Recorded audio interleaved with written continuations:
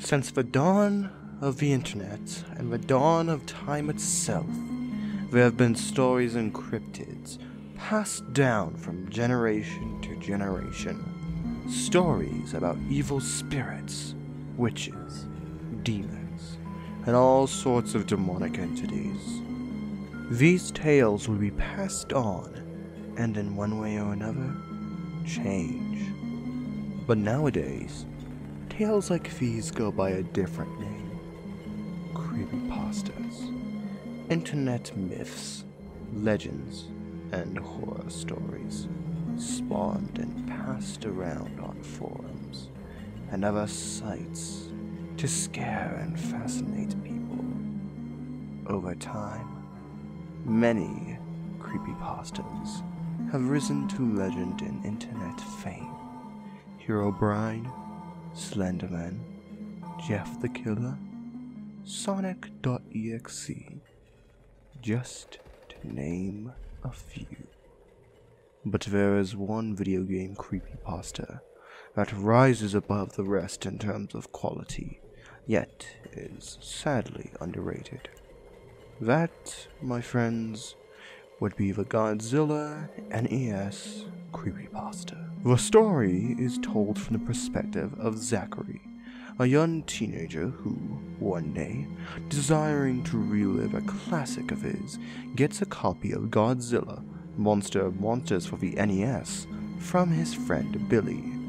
At first, like any other creepy story, everything is fine. But later on in the story, things get strange, as Zachary and his monster characters get chased around by a new threat, known only as Red.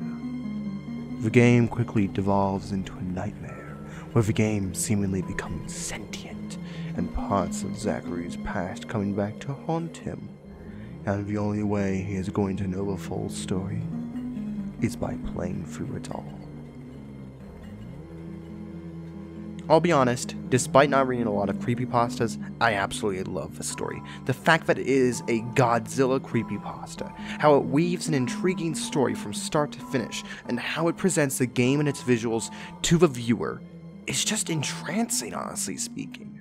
And for one reason or another, a lot of people seem to agree with the idea that this is one of the best video game creepypastas out there. But the question becomes, why? What makes this creepypasta rise above the rest? What makes it so special to people, especially me? And most importantly, why is it so good? So today, for this Halloween special, I'm going to be analyzing this personally phenomenal creepypasta and discussing how it works in creating an amazing video game horror story compared to others, in an attempt to discover what makes this creepypasta one of the best. Let's get on with it, shall we?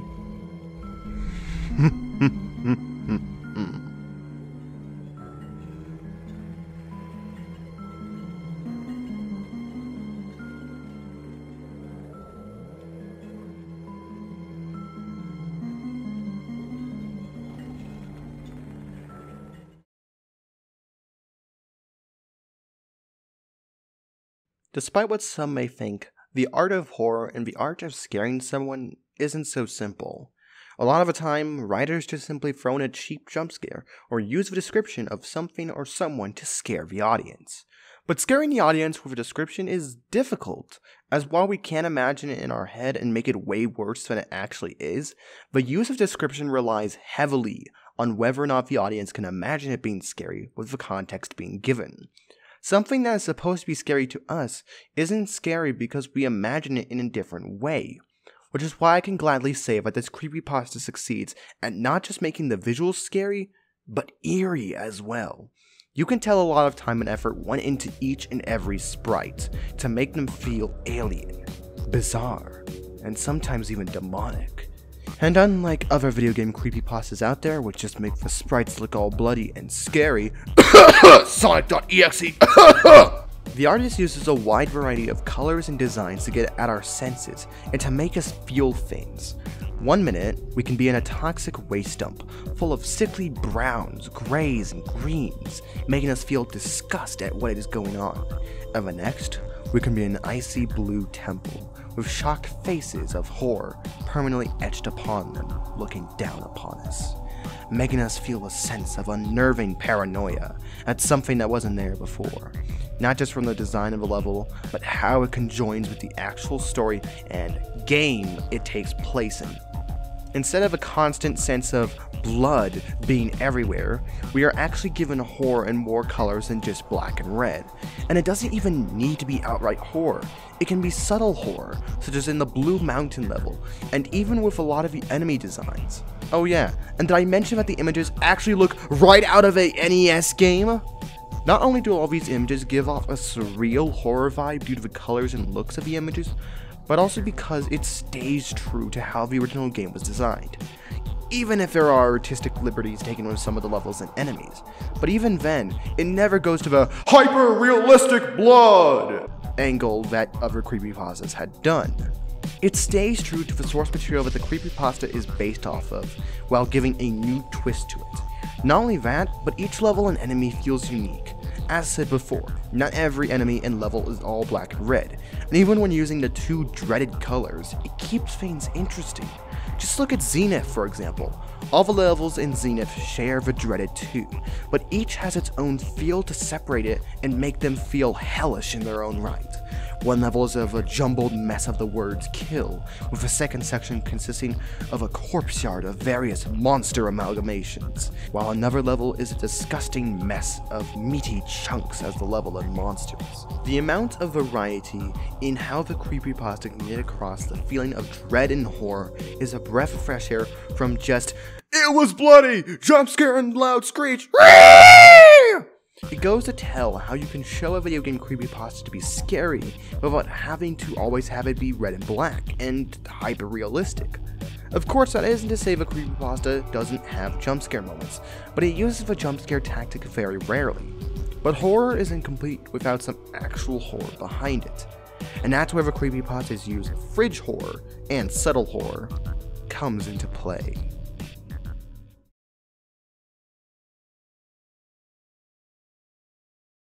While it can be argued and shown that there are multiple ways to induce fear and horror upon the viewer, I think everyone can agree that introducing fear quietly and subtly is the best and most effective method to do so, and this story has multiple, as I like to call, calm before the storm moments.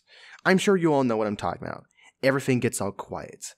It's all calm, and there is silence, when something all of a sudden appears in that sudden moment of you dropping your guard. The best example for this creepypasta I can think of is the Blue Mountain level in Trance. We had been established earlier on in the previous world, Paphos, the idea of the Blue Mountain level. As Zachary, the main character, describes it, the level went on for 3 screens, but with no obstacles around, I finished it very quickly. I tried other levels of the same type to see if any enemies appear, but there were none. There was little else to be seen in the Blue Mountains, so I tried the other level type. We are introduced and ingrained to the idea that in the Blue Mountain levels that there are no enemies, no obstacles, nothing. It's just a level that goes on for 3 screens, with some sorrowful music in the background. And to oppose questioning from the audience of what would happen if you go back to the level, the author reaffirms that even after going back to the level, just in different spots, that still nothing happens. It instills into the reader the idea that nothing happens in the stage. So when we get to another Blue Mountain level, this time in the next world, we expect much of the same thing, but this time, it throws a curveball at us by throwing not Mogira for Zachary to fight. Keep in mind the fact that in the original game, bosses don't appear in any levels, and are usually dedicated to their own boss fight. So to have a boss suddenly appear in the middle of a stage, not in the beginning, throws the reader off of what they knew about the level and in turn, the game, as well as scaring them due to the sudden appearance of it. But the true horror doesn't come from what the moment actually is, but what it implies. As said before, bosses shouldn't appear in the normal stages. It's one of the major rules of a game. So, if the game and the story just broke one of the major rules, what else could change? It may just be one small moment, but it's one I think that defines a lot of moments in the story and how they work. Another example I could think of would be the Unforgiving Cold level, where yet again, there are no enemies or obstacles, but instead of filling the character with a sense of calming, it fills them with a sense of dread. Yet despite the feeling of dread, nothing happens. So when we visit the next world, Entropy, and go to the Snowy Tree level, we hear the music yet again. But why? Next up we see bodies of already established deer-like creatures from the normal tree levels, lying on the ground, with some of them mutilated. After that, we see a pack of snowy raptor enemies, attacking other animals and tearing each other apart in bloody combat. To me, the feel of dread in Unforgiving Cold, and the feel of the music in the level now makes sense. The music and the nature of Unforgiving Cold in this level were foreboding to what was to come, especially to the major plot revelation that comes after this level. Out there in the snowy forest, only the strong survive, and the weak perish. It truly is an unforgiving cold. But there is one more factor that I believe plays into why this creepypasta was so good, and it all comes down to the main antagonist.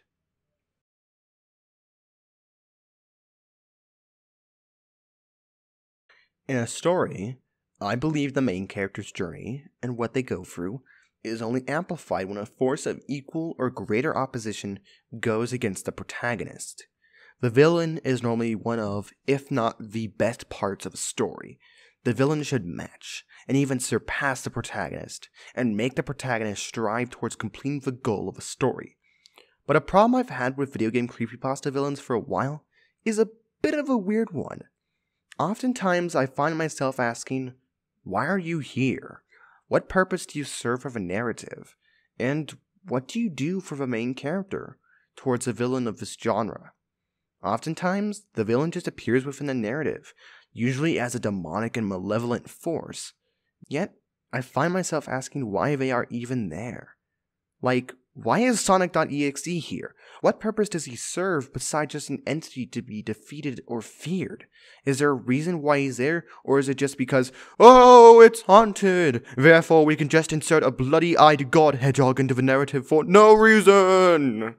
To me, a creepypasta villain shouldn't just try to scare the viewer and the protagonist, but challenge the both of them to think, to push onward, to find reason amidst the madness, and to challenge them every step of the way, whether through physical confrontations or messing with them psychologically. And that brings me to Red.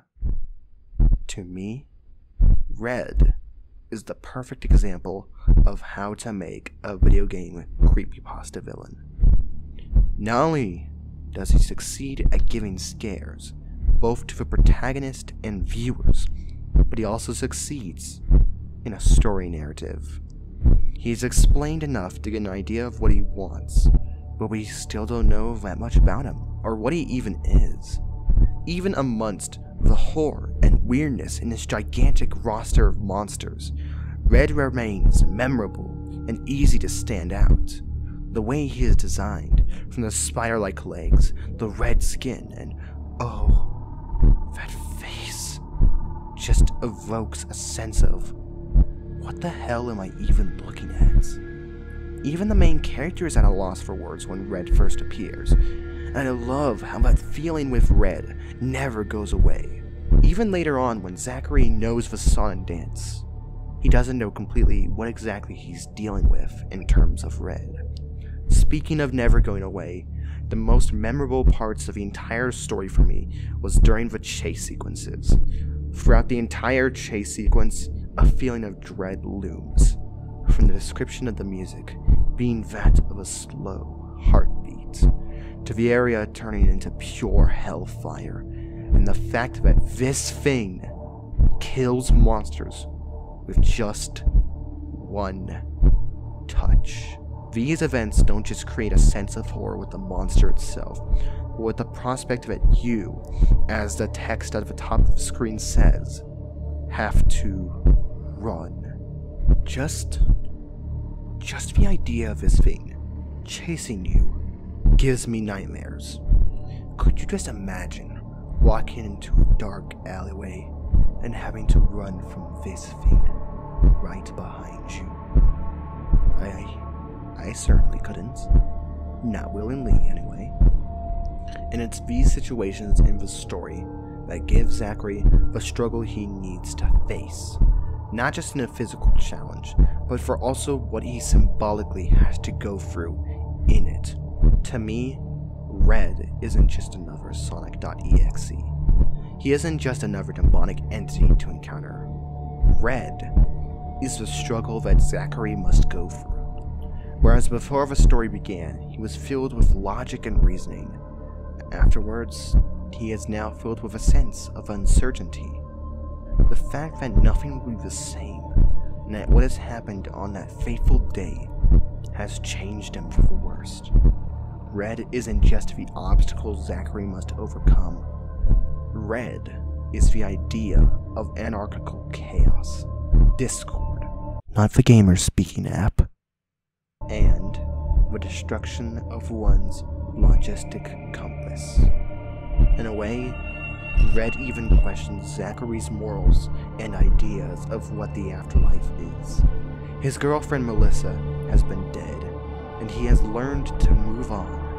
But then comes along Red in this game, to tear away everything that Zachary once thought he knew. A being who is so sadistic and cruel that he will trap a person's soul within a cartridge, just to suffer for eternity. A living, breathing, everlasting hell. Even after supposedly freeing Melissa's soul from Red's grasp and killing the demon for good, his ideas, morality, and sanity are shaken to the very core. And I believe that is what makes this villain so good, and what makes this creepypasta so special. Whether you come out of a situation alive or not, you can never run from your past.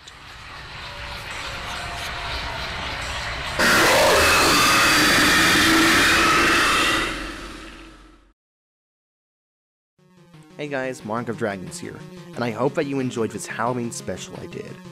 I remember reading about this creepypasta around 2014 or so, and I have been dying to talk about it in some way ever since. And luckily, Halloween is the perfect time to talk about this kind of stuff. But before I end off the video here, I would like to give special thanks and attention to Cosby Daff, the author of the story, and even the sequel, which is on a hiatus at the moment, but I'm still looking forward to when it comes back, and to Jokus Droid. Jokus Droid may not have been involved with the story, but I'd like to give attention to him because he is actually making a video game version of the Godzilla NES creepypasta. If you want to make this video game creepypasta reality, and have knowledge in Godzilla, pixel art, coding, and development, or know a friend who can do that, then I'd heavily suggest you go down the link in the description below to Jokus Droid's YouTube page and Discord link. Any bit of extra firepower for the project will help tremendously. And, honestly speaking, I've always imagined and wanted a video game version of the story, so having the possibility of that excites me. Who knows, maybe I'll do a series on the game once it's finished. So again, if you have an interest in supporting this project, then go check out Jokus Droid's channel and Discord, with the author's page, as well as the original creepypasta, and even an audio version of the creepypasta by Goji Fan in the link in the description below.